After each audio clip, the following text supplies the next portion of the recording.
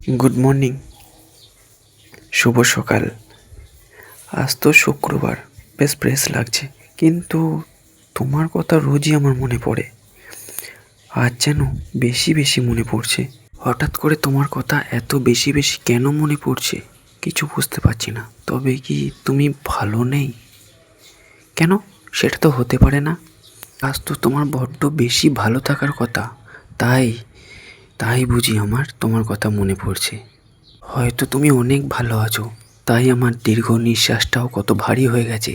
চোখের জল গাল বেয়ে নেমে যাচ্ছে। আমার চোখ জোড়া কেমন যেন অশান্ত হয়ে যাচ্ছে। বুক চাপা কান্নার আওয়াজে কেমন যেন বুকের ভেতরটা গুমড়ে গুমড়ে মোচড় দিয়ে উঠছে, যেন বুকের ভেতর রক্তক্ষরণ হচ্ছে। কেন এমন হচ্ছে? আমি শুকনো পাতার মতো রাস্তার ধারে ছড়িয়ে ছিটিয়ে পড়েছিলাম। কেউ একজন যত্ন করে তাকে বুকে তুলে নিল। আনন্দে অনেকটা খুশি হয়েছিলাম, কিন্তু পরে দেখলাম সেটাকে আগুন জ্বালানোর জন্য।